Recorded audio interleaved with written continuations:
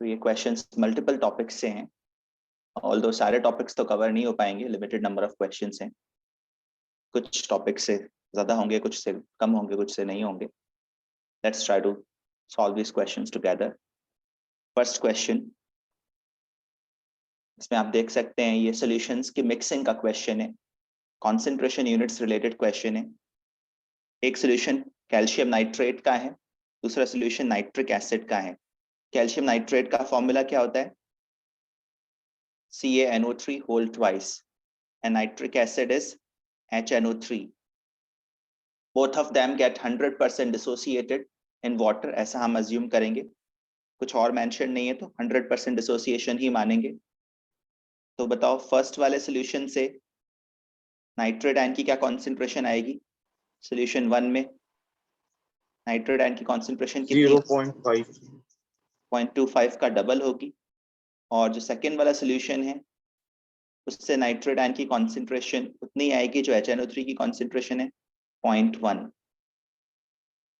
उसके बाद इस तरह के क्वेश्चंस में आप जानते हैं total moles upon total volume करना होता है मिक्सिंग के क्वेश्चंस में। तो total moles of nitrate ions find करने की कोशिश करते हैं।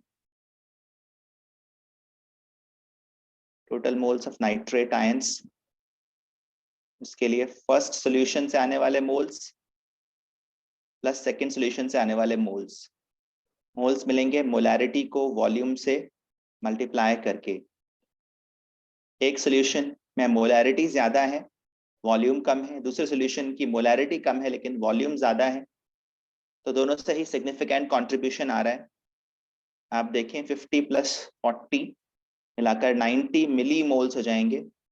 वॉल्यूम मिलीलीटर्स में लेने पर मिली मोल्स मिलेंगे and total volume of the solution is 500 ml। Total volume, total moles, moles को वॉल्यूम से डिवाइड करें, ऊपर मिली मोल्स नीचे मिलीलीटर्स, डिवाइड करने पर आ रहा है 0.180 molar, which we can see in the first option। ठीक है, चलिए सेकंड क्वेश्चन की तरफ आते हैं। आसान क्वेश्चन है, बस आपको इन डायग्राम्स को सही सही समझना है। Disappearance of the spheres in this diagram is a first order process. एक फर्स्ट ऑर्डर रिएक्शन में इस तरह से रिएक्टेंट कंज्यूम हो रहा है, इस तरह से आप इमेजिन करो। कितना टाइम सेकेंड बॉक्स से थर्ड बॉक्स जाने में लगेगा, जबकि फर्स्ट बॉक्स से सेकेंड बॉक्स जाने में आई थिंक 2 मिनट्स लगते हैं। This is not very clear but looks like 2 minutes. Okay, तो आप नंबर ऑफ स्फीयर्स काउंट करिए। फर्स्ट बॉक्स में कितने स्फीयर्स हैं? 5 + 4 9 + 3 12 + 4 16। 16 spheres in the first box. Second वाले में कितने हैं? 1 2 3 4 5 6 7 8 स्फीयर्स और इधर 4।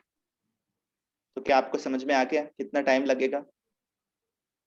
16 to 8 जाना हाफ लाइफ है, 8 से 4 जाना भी हाफ लाइफ है, और फर्स्ट ऑर्डर रिएक्शन में सारी हाफ लाइफ्स इक्वल होती हैं।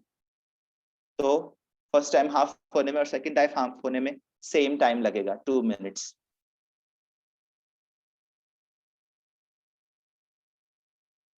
Okay, let's come to the third question.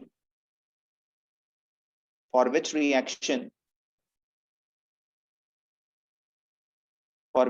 at equilibrium does a decrease in volume of the container cause a decrease in product at constant temperature? Volume container का decrease करने से product का amount भी decrease हो जाए, ऐसा किस case में होगा? पहचानने की कोशिश करें। तो ये सीधा सीधा ली चैटेलियर्स प्रिंसिपल का क्वेश्चन है, तो दिमाग लगाते हैं। वॉल्यूम डिक्रीज हुआ है, जो गैसेस हैं उन सबका प्रेशर बढ़ जाएगा, मतलब मिक्सचर का प्रेशर बढ़ जाएगा, गैस मिक्सचर का प्रेशर बढ़ जाएगा। और गैस मिक्सचर का प्रेशर बढ़ेगा तो नेट रिएक्शन प्रेशर को कम करने के लिए कौन से डायरेक्शन में प्रोसीड करेगी? जिस डायरेक्शन में नंबर ऑफ गैस मोल्स कम हो, goes in the direction of lesser gas moles। lesser gas moles, और ये बोल रहा है प्रोडक्ट के अमाउंट में कमी आनी चाहिए, मतलब रिएक्शन बैकवर्ड जानी चाहिए। तो आप देखो कौन से रिएक्शन के लिए लेसर गैस मोल्स की दिशा बैकवर्ड है, बैकवर्ड आने से कौन सी रिएक्शन में नंबर ऑफ गैस मोल्स कम हो जाएंगे। ये तो HCl है, C नहीं है यहाँ पर। कौन से रिएक्शन में नंबर ऑफ गैस मोल्स कम हो जाएंगे बैकवर्ड्स आने पर? फर्स्ट वाले रिएक्शन में, ठीक है ना। इसी के लिए प्रेशर रिड्यूस होगा, प्रोडक्ट का अमाउंट इसी के लिए कम होगा। वॉल्यूम डिक्रीज करने से प्रेशर बढ़ेगा, प्रेशर घटाने के लिए ये वाली रिएक्शन बैकवर्ड जाएगी, प्रोडक्ट का अमाउंट डिक्रीज होगा। First option. Let's come to the fourth question. Which solution has the highest pH? Highest pH word पढ़ने के बाद और ऑप्शंस देखने के बाद हमें समझ में आ जाना चाहिए कि pH जो है वो इनके सॉल्ट्स का हायर होगा, एसिड्स का हायर तो नहीं होगा, क्योंकि एसिड्स के सॉल्यूशन का pH तो 7 से कम होगा। लेकिन जब आप इनका सॉल्ट बनाओगे किसी स्ट्रॉन्ग बेस के साथ, इन वीक एसिड्स का सॉल्ट बनाओगे किसी स्ट्रॉन्ग बेस के साथ, तो सोचो उस सॉल्यूशन का नेचर कैसा होगा? Basic. Weak acid strong base का सॉल्ट बेसिक होगा, पीएच ज्यादा होगा। और ज्यादा बेसिक कौन होगा? अच्छा, ये यहाँ पर NaBr लिख दिया है, probably it should have been NaCN। Anyways, इसका तो NaBr तो पीएच न्यूट्रल है। NaBr अगर लिखा हुआ है तब तो पीएच न्यूट्रल है और इसका पीएच 7 होगा। फिर तो आंसर यही हो जाएगा, हाईएस्ट पीएच, थर्ड ऑप्शन। देखते हैं आंसर की में क्या गिवन है। फोर्थ क्वेश्चन के लिए थर्ड ऑप्शन ही गिवन है, सी। ठीक है, फिर तो आसान था। अच्छा, अगर यहाँ पर NaCN होता तो, फोर्थ ऑप्शन 0.1 मोलर NaCN होता तो क्या मार्क करते? फिर अपन ये देखते, देखो CH3COOH is a stronger acid than HCN। तो CH3CO- और CN- की स्ट्रेंथ कैसे कंपेयर होंगी? अगर एसिटिक एसिड स्ट्रॉन्गर एसिड है तो साइनाइड आयन स्ट्रॉन्गर बेस होगा। स्ट्रॉन्गर एसिड का conjugate base weaker, weaker acid का कॉन्जुगेट बेस स्ट्रॉन्गर। और अगर ये स्ट्रॉन्गर बेस है तो इसके सॉल्यूशन का पीएच हायर होगा या लोअर होगा? हायर। हायर होगा। उस केस में फोर्थ ऑप्शन मार्क हो जाता है। चलिए फिफ्थ क्वेश्चन पर आते हैं। एक बफर सॉल्यूशन है, इसको डाइल्यूट किया गया by a factor of 10। Dilute करना मतलब वाटर ऐड करना, बाय अ फैक्टर ऑफ 10 का मतलब वॉल्यूम 10 गुना कर दिया। वॉल्यूम अगर 1 लीटर था तो 10 लीटर कर दिया। एसिड और बेस की कॉन्सेंट्रेशन C1 C2 थी, तो C1/10 एंड C2/10 हो जाएंगी इमीडिएटली आफ्टर डाइल्यूशन। पीएच पर क्या इफेक्ट पड़ेगा? कौन सा ऑप्शन मार्क करोगे? अगर वो बफर है, अगर वो बफर है तो पीएच अप्रिशिएबली चेंज नहीं होगा। फोर्थ ऑप्शन मार्क करेंगे, द बफर पीएच इंक्रीजेस और डिक्रीजेस बाय 1 यूनिट। ऐसे बोलना तो तब सही होता है जब वो बफर नहीं होता, पर अभी तो बोल दिया है ना कि बफर है। तो जो एसिड और बेस की कॉन्सेंट्रेशन का रेशियो पहले था वही आफ्टर डाइल्यूशन भी रहेगा। और पीएच कैलकुलेशन में एसिड और बेस की कॉन्सेंट्रेशन का रेशियो काम आता है। अगर वो रेशियो अभी भी वही है तो पीएच भी ऑलमोस्ट सेम होगा, नेग्लिजिबल अमाउंट से चेंज होना चाहिए। Fourth option. Sixth question, which compound exhibits maximum dipole moment among the following? थोड़ी देर सोचकर डिसाइड करिए। तो अगर अपन ध्यान से ना सोचें तो हमको ऐसा लग सकता है कि NO2 और NH2 ग्रुप जहां पर ऑर्थो पोजीशन पर लगे हुए हैं वहां पर डायपोल मोमेंट ज्यादा होना चाहिए। इनके डायपोल मोमेंट्स अच्छे से ऐड हो पाएंगे। पास होने पर, थोड़ा दूर होने पर एक दूसरे को कैंसिल करने लगेंगे, एकदम ऑपोजिट होने पर ज्यादा कैंसिल कर देंगे। पर यहाँ पर एक और बात इंपॉर्टेंट है, वो ये है कि जो NO2 ग्रुप है उसके अंदर ज्यादा इलेक्ट्रोनेगेटिव कौन है? और NH2 ग्रुप में ज्यादा इलेक्ट्रोनेगेटिव कौन है? NH2 ग्रुप को अगर अपन देखें, लोन पेयर को छोड़ भी दें, NO2 वाले ग्रुप में ऑक्सीजन ज्यादा इलेक्ट्रोनेगेटिव है, डायपोल मोमेंट्स ऑक्सीजन की तरफ पॉइंट करते हैं। ये CN बॉन्ड है, ये भी CN बॉन्ड है। इस CN बॉन्ड का डायपोल मोमेंट नाइट्रोजन की तरफ होता है। यहाँ पर इस CN बॉन्ड का डायपोल मोमेंट फिर से नाइट्रोजन की तरफ होता है। तो अपन ये मान सकते हैं कि ये वाले दो डायपोल मोमेंट्स तो म्यूचुअली एक दूसरे को कैंसिल कर रहे होंगे, क्योंकि ये भी CN बॉन्ड है, ये भी CN बॉन्ड है। लेकिन बाकी अगर देखें अपन, सिर्फ इस ग्रुप का एडिशन देखें तो इसका नेट डायपोल मोमेंट ऊपर की तरफ आ रहा है। और यहां से अपन अगर देखें NH बॉन्ड, तो NH बॉन्ड में नाइट्रोजन ज्यादा इलेक्ट्रोनेगेटिव है और उसका डायपोल मोमेंट नाइट्रोजन की तरफ पॉइंट करेगा। और इन बॉन्ड्स का डायपोल मोमेंट उसी डायरेक्शन में आ रहा है जिस डायरेक्शन में NO2 ग्रुप का डायपोल मोमेंट आ रहा है। तो पैरा पोजीशन पर लगे होने पर एक्चुअली इनके डायपोल मोमेंट्स एक दूसरे में बेटर ऐड हो पा रहे हैं। नाइट्रोजन का ये लोन पेयर तो खैर डीलोकलाइज्ड है, रिंग में डीलोकलाइज्ड है, तो उसको लेके ज्यादा परेशान नहीं होना है। पर ये डायपोल मोमेंट्स एक दूसरे में बेटर ऐड हो पा रहे हैं और इस वजह से ओवरऑल डायपोल मोमेंट ज्यादा होना चाहिए पैरा पोजीशन पर लगे होने से। हाँ नव्या बोलो। सर वो लोन पेयर वाला ही पूछना था। लोन पेयर एक्चुअली डीलोकलाइज्ड है, उसका ज्यादा इफेक्ट वैसे भी नहीं आएगा। NH2 ग्रुप का लोन पेयर बेंजीन रिंग के साथ कॉन्जुगेशन में है। नाइट्रोजन यहाँ पर sp2 हाइब्रिड माना जाता है, ना कि sp3 हाइब्रिड, डीलोकलाइजेशन के कारण। तो सिर्फ इन तीनों पर ही अपन ज्यादा फोकस करते हैं। और ये फैक्ट भी है, इस वाले मॉलिक्यूल का डायपोल मोमेंट ज्यादा होता है, ध्यान रखना पड़ेगा यहाँ पर थोड़ा सा, ठीक है। Coming to the 7th question, enthalpy of hydrogenation of these compounds will be in the order. Enthalpy of hydrogenation का order बनाना है। Enthalpy of hydrogenation stability of alkenes से related है। क्या ये सारे alkenes हाइड्रोजनेशन के बाद हमें सेम एल्केन देंगे?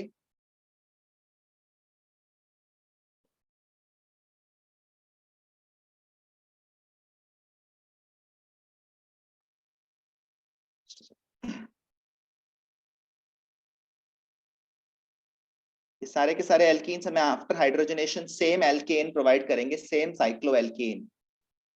इनमें से सबसे ज्यादा रेजोनेंस स्टेबलाइज्ड कौन है?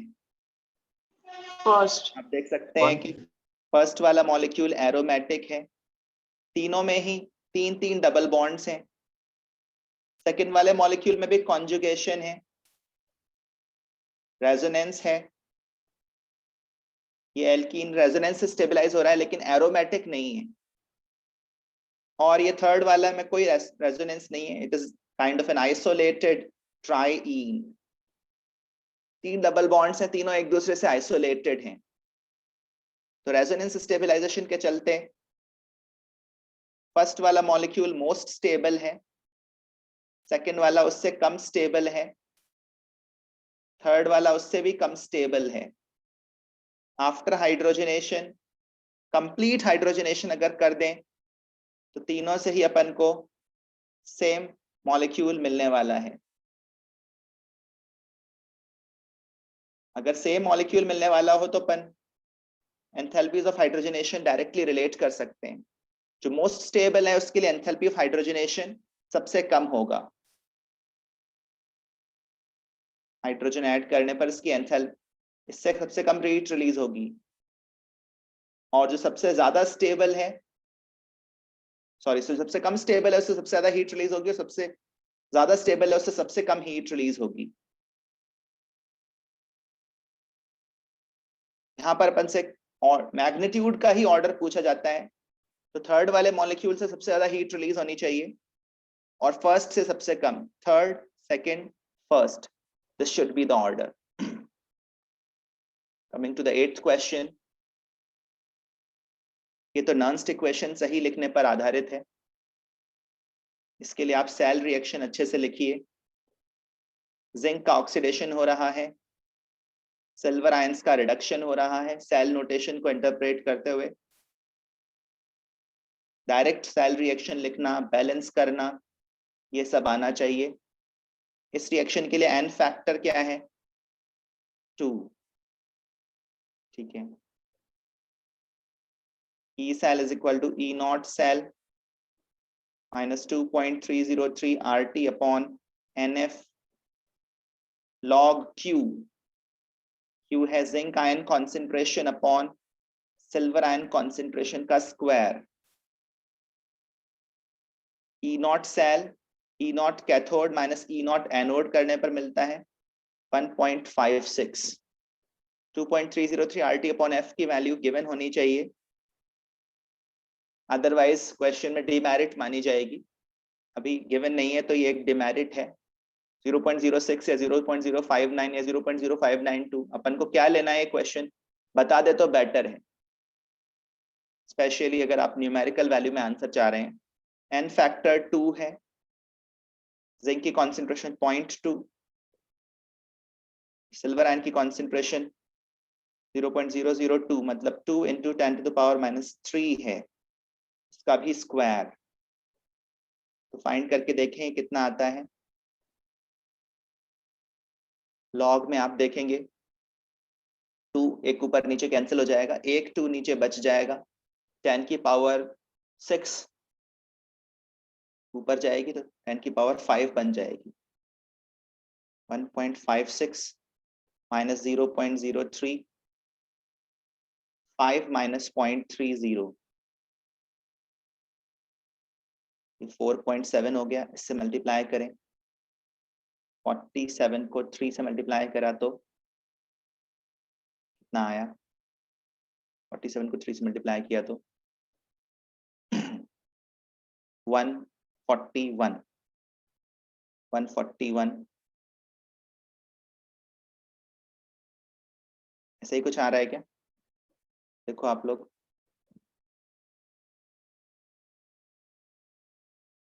.141 आ रहा है, सब्ट्रैक्ट करने पर 1.42 वोल्ट्स आ जाएगा।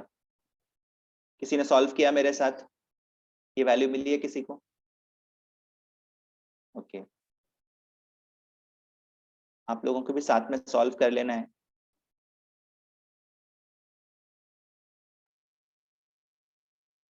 चलिए, 9th question. A certain quantity of electricity is passed through an aqueous solution of silver nitrate and copper sulfate solution in series. Series का मतलब क्या हो गया कि उनके through same amount of charge pass हो रहा है, सेम करंट पास हो रहा है for the same time. Silver deposited given है, mass of copper deposited will be. ये तो आसान क्वेश्चन है। यहाँ पर फैराडे का कौन सा लॉ यूज में लाओगे? Second law. अगर चार्ज पास्ट सेम हो तो मास डिपॉजिटेड जो है वो इक्विवेलेंट वेट के प्रोपोर्शनल होता है। Equivalent weight of copper upon equivalent weight of silver, इसके रेशियो में मासेस होंगे। और आप समझ रहे हैं कॉपर आयंस 2 इलेक्ट्रॉन्स गेन करके डिपॉजिट हुए हैं, silver ions single electron gain करके डिपॉजिट हुए हैं। ये जो नंबर ऑफ इलेक्ट्रॉन्स होते हैं ना, इसी को यूज करके इक्विवेलेंट वेट फाइंड होता है। कॉपर का मास फाइंड करना है, सिल्वर का मास 2.16 ग्राम्स है, कॉपर का इक्विवेलेंट वेट 63.5 डिवाइडेड बाय 2 होगा, एन फैक्टर से डिवाइड करना होता है। सिल्वर के लिए molar mass upon n factor 108/1, फिर कैंसिलेशन करें 0.02, तो मास ऑफ कॉपर 0.635 ग्राम्स आ रहा है। आ गया था ये आंसर? चलिए, होपफुली आ गया होगा।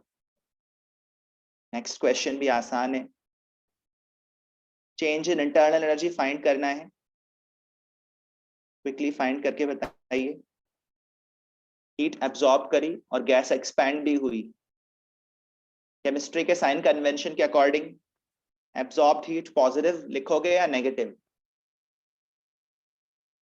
हीट एब्जॉर्ब तो पॉजिटिव है, और वर्क डन यहां पर अपन लिखते हैं -P एक्सटर्नल डेल्टा V, कि work done on the system होता है P एक्सटर्नल यहाँ पर 2 × 10⁵ पास्कल मेंटेन्ड है, वॉल्यूम 500 सेंटीमीटर क्यूब चेंज हुआ, 500 centimetre cube is 500 ml, which is 0.5 liters, and liter is 10⁻³ meter cube. Standard units pressure और volume की use करें, pascal and metre cube. Units का ध्यान रखना पड़ेगा। यहां से वैल्यू आ रही है -100 joules. -100 joules work done on the system. So how much work is done by the system? 100 joules. 100 joules. अगर वर्क केमिस्ट्री के कन्वेंशन से फाइंड किया है तो एक्सप्रेशन भी वो यूज करें जो अपन ने केमिस्ट्री में लिखा है, Q + W, heat absorbed plus work done on the system. इन दोनों को ऐड करने पर 100 जूल्स आ रहा है। This is easy. इनमें से कुछ क्वेश्चंस आपने देखे हुए होंगे, नेवरदलेस एक बार डिस्कस करना सही रहेगा। एक ऑक्टाहेड्रल कॉम्प्लेक्स है M3+ का, L1 L2 L3 L4 monodentate ligands हैं, ठीक है। डिफरेंट लिगेंड्स के साथ इसके ऑक्टाहेड्रल कॉम्प्लेक्सेस कंसिडर किए जा रहे हैं, मतलब होमोलेप्टिक कॉम्प्लेक्सेस। और ये complexes red, green, yellow and blue colour की लाइट एब्जॉर्ब करते हैं। ये लाइट एब्जॉर्ब की गई है, तो लिगैंड की स्ट्रेंथ का ऑर्डर बताइए। लिगैंड की strength crystal field splitting energy से डिटरमिन होती है for the same metal ion. तो सबसे पहले इन लैम्डास का ऑर्डर डिसाइड करें। लैम्डा सबसे ज्यादा किसके लिए आया है? Red, green, yellow, blue, VIBGYOR. तो सबसे छोटी वेवलेंथ किसके लिए है? L4 के लिए, उससे बड़ी L2 के लिए, और उससे बड़ी L3 के लिए, और उससे बड़ी L1 के लिए। सही बनाया ना? जैसे आप विबग्योर बोलते हो तो वेवलेंथ बढ़ती जाती है। वेवलेंथ बढ़ते जाने का मतलब स्प्लिटिंग एनर्जी कम हुई है। Smallest wavelength, largest splitting energy. L4 के लिए सबसे ज्यादा, L2 के लिए सबसे ज्यादा, उससे कम फिर L3 के लिए, L1 के लिए सबसे कम स्प्लिटिंग हुई, और यही इनकी स्ट्रेंथ का ऑर्डर भी है। ज्यादा स्प्लिटिंग मतलब stronger field created by the ligand. Ligand की स्ट्रेंथ का मतलब होता है लिगैंड के द्वारा क्रिएट किए गए इलेक्ट्रिक फील्ड की strength. L4 is ahead of L2 is ahead of L3 is ahead of L1। ये वाली बात कौन से ऑप्शन में नजर आ रही है? 4th में। ठंडे दिमाग से सोचें तो ऐसे क्वेश्चंस कभी गलत नहीं होंगे, जल्दबाजी में गलती हो सकती है। Rate of decomposition of a sample of gaseous acetaldehyde, ये भी आपके सेट का क्वेश्चन है, जेई मेन में आया हुआ क्वेश्चन है प्रीवियसली। गैसियस एसिटल्डिहाइड का डिकम्पोजिशन हो रहा है, इनिशियल प्रेशर ये है, इसका रेट ऑफ डिकम्पोजिशन इतना था जब वो 5% रिएक्ट कर चुका था, और इतना था जब वो 33% रिएक्ट कर चुका था। रिएक्शन का ऑर्डर बताना है। एसिटल्डिहाइड के रिस्पेक्ट में ऑर्डर क्या है? ठीक है, और ये गैस फेज रिएक्शन है, इसलिए अपन रेट लॉ को प्रेशर के टर्म्स में भी लिख सकते हैं। मान लो एसिटल्डिहाइड के रिस्पेक्ट में ऑर्डर x है, जब ये 5% रिएक्ट कर गया था तब रेट ऑफ रिएक्शन 1 torr/second दे रखी है। 5% रिएक्ट करने का मतलब इसकी प्रेशर ओरिजिनल वैल्यू की 0.95 बची है। अगर ओरिजिनल प्रेशर P0 था तो उसका 0.95 अभी बचा है। सही है ना डियोन? और 33% रिएक्ट करने का मतलब अब उसका प्रेशर कितना हो चुका है? 33% रिएक्ट करने के बाद कितना प्रेशर हो जाएगा? 0.67 टाइम्स P0। 0.33 के फ्रैक्शन से प्रेशर कम हो जाएगा। जितना रिएक्ट कर जाएगा उतना ही तो उसके मोल्स कम हो जाएंगे, मोल्स कम हो जाएंगे तो उसका प्रेशर भी कम हो जाएगा। तो ये दो डिफरेंट कंडीशंस में रेट ऑफ डिकम्पोजिशन गिवन है। क्या इसके बाद अपन x फाइंड कर सकते हैं? x फाइंड करने का हमने मेथड देखा था, इनिशियल रेट मेथड, वैसा ही ये क्वेश्चन है। इन दोनों इक्वेशंस को डिवाइड करिए, x को पिक्चर से हटाइए, उसके बाद ये 0.95 upon 0.67 to the power x आ जाता है। अगर आप ये डिवीजन करोगे 0.95 अपॉन 0.67 तो 1.4 के आसपास आएगा। क्या आप अंदाजा लगा पाते हो 1.4 की क्या पावर रेस करें कि 2 आ जाए? 1.4 की पावर हाफ रेस करोगे तब तो 1.4 से भी छोटा हो जाएगा, स्क्वायर 2 होना चाहिए। 1.4 अब थोड़ा सा अंदाजा लगा सकते हो, √2 है, √2 की क्या पावर रेस करें कि वो 2 हो जाए? 2 ही रेस करनी पड़ेगी। आ रही बात समझ में? ये भी आसान है क्वेश्चन, पर लैंग्वेज समझ में नहीं आती कई बार लोगों को। 5% रिएक्ट करना, 33% रिएक्ट करना, ये चीजें इंटरप्रेट होनी चाहिए। Next question, edge length of the unit cell in NaCl is, this should not be difficult। Umang NaCl का स्ट्रक्चर कैसा होता है, उसमें कैटायन कहाँ होते हैं, एनायन कहाँ होते हैं? FCC। क्लोराइड आयंस तो FCC पोजीशंस पर होते हैं, base centre cubic lattice points पर, और सोडियम आयंस कहाँ होते हैं? ऑक्टाहेड्रल। ऑक्टाहेड्रल वॉइड्स पर। और वो कांटेक्ट कहाँ पर एस्टेब्लिश करते हैं? अगर आप याद करें तो आपको याद आएगा कि वो एजेस के अलोंग कांटेक्ट में होते हैं। एज सेंटर पर ऑक्टाहेड्रल वॉइड होता है, तो यहाँ पर सोडियम आयन है, यहाँ कॉर्नर्स पर क्लोराइड आयंस हैं, और इनकी रेडियस अपन को दे रखी है 181 पिकोमीटर, 95 पिकोमीटर। यहाँ से एज लेंथ बहुत आसानी से फाइंड हो जाएगी। Edge length is simply twice of the sum of their radius, twice of the sum of their radii। तो रेडियाई का सम करें 276, उसका भी डबल करें 552 picometre. This should be the edge length. Tanishq, समझ में आ रहा है ये? Yes sir. 14th क्वेश्चन, एक कंपाउंड X है, इसकी कॉपर के साथ रिएक्शन कराई, A बना, फिर इस कॉम्प्लेक्स आयन के साथ रिएक्शन कराया तो सिल्वर मिरर ऑब्जर्व हुआ। मतलब ये अमोनियकल सिल्वर नाइट्रेट के साथ रिएक्शन कर रहा है, OH माइनस डेल्टा। ये तो एल्डोल कंडेंसेशन या कैनाज़ारो रिएक्शन का सिंबल है, और इसको सेमी कार्बाजाइड बोलते हैं। सेमी कार्बाजाइड, सेमी कार्बाजाइड के साथ एल्डिहाइड्स या कीटोन्स रिएक्ट करते हैं। तो बहुत हद तक रिएक्शन समझ में आ रही है। वैसे भी C2H6O एक अनसैचुरेटेड कंपाउंड है, या तो ये डाइमिथाइल ईथर हो सकता है या फिर इथाइल अल्कोहल हो सकता है। श्योरली ये डाइमिथाइल ईथर नहीं है, अदरवाइज आगे की रिएक्शंस सेटिस्फाई नहीं होंगी। ये इथेनॉल है, X इज इथेनॉल। इथेनॉल को कॉपर के साथ हीट करने पर आप जानते हैं डीहाइड्रोजनेशन होता है। डीहाइड्रोजनेशन के बाद एसिटल्डिहाइड बनेगा। ये भी एल्डिहाइड्स बनाने का, कीटोन बनाने का एक मेथड होता है। 1 डिग्री 2 डिग्री अल्कोहल्स को कॉपर के साथ हीट करना। 3 डिग्री अल्कोहल्स को हीट करने से क्या हो जाता है? एल्कीन्स बन जाते हैं, वहां पर डिहाइड्रेशन हो जाता है।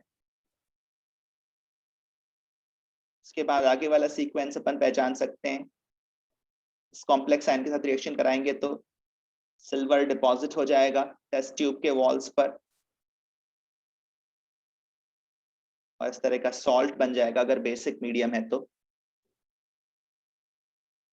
और OH minus delta aldol condensation का सिंबल हो जाएगा, जिसमें 2 एसिटल्डिहाइड मॉलिक्यूल्स आपस में रिएक्ट करेंगे और अल्फा बीटा अनसैचुरेटेड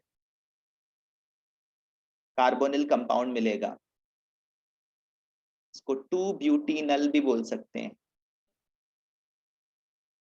और सेमी कार्बाजाइड के साथ भी ये रिएक्ट करेगा, न्यूक्लियोफिलिक एडिशन रिएक्शन। वाटर का लॉस भी होगा, CH3 CH double bond NH NH2 CO NH2। ये भी एक तरह से एल्डिहाइड्स और कीटोन्स का टेस्ट होता है। इसको सेमी कार्बाजोन बोलते हैं, यही बोलते हैं ना इसको, सेमी कार्बाजोन। इसके बाद अपन आसानी से सब चीजें पहचान सकते हैं। सबसे पहले X जो है ना वो इथेनॉल होना चाहिए, X इथेनॉल होना चाहिए, तो ये रिजेक्ट हो गया, ये रिजेक्ट हो गया। और A जो है वो एसिटल्डिहाइड होना चाहिए, इथेनॉल होना चाहिए, और ये बात सिर्फ थर्ड ऑप्शन में नजर आ रही है। थर्ड ऑप्शन ही करेक्ट होगा, Y और Z भी डेफिनेटली इसमें करेक्ट होंगे। चलिए, coming to the next question. ये आप देख सकते हैं फ्रीडल क्राफ्ट एल्काइलेशन है 1 डिग्री एल्काइल हैलाइड के साथ। ये क्लोरीन जो है इसका लोन पेयर AlCl3 पर अटैक करेगा, AlCl3 इसके साथ जुड़ जाएगा इस तरह से। ध्यान रहे 1 डिग्री कार्बोकेटायंस हाईली अनस्टेबल होते हैं, 1 डिग्री कार्बोकेटायंस बनाना मत। यही एक एडिशन प्रोडक्ट बनेगा, फिर इसमें एक तरह की हाइड्राइड शिफ्ट होती है, और यहाँ पर पूरा कार्बोकेटायन बनाते नहीं है। 1 डिग्री कार्बोकेटायन हाईली अनस्टेबल होता है। यहाँ पर ये 2 डिग्री रीअरेंजमेंट के बाद डायरेक्टली 2 डिग्री कार्बोकेटायन बनाएंगे, AlCl4- अलग हो जाएगा, और फिर ये 2 डिग्री कार्बोकेटायन बेंजीन रिंग पर अटैक करेगा, या बेंजीन रिंग का इलेक्ट्रॉन पेयर इस पर अटैक करेगा। बाद में H+ डिपार्ट करेगा। फाइनली मेजर प्रोडक्ट क्यूमीन बनेगा, minor product n propyl benzene बनेगा, और मेजर प्रोडक्ट आइसोप्रोपाइल बेंजीन बनेगा, जिसको क्यूमीन कहते हैं। और उसके बाद वाली रिएक्शन भी आप पहचान रहे होगे, ये क्यूमीन हाइड्रोपरऑक्साइड प्रोसेस है। पहले ऑक्सीजन के साथ रिएक्ट कराने पर ऑक्सीजन इस वाले कार्बन पर, बाहर वाले कार्बन में इंसर्ट हो जाती है, इसको क्यूमीन हाइड्रोपरऑक्साइड बोलते हैं। और उसके बाद इसमें कुछ रीअरेंजमेंट होता है, ये परऑक्सी लिंकेज वीक होती है, तो यहाँ से बॉन्ड ब्रेक होता है।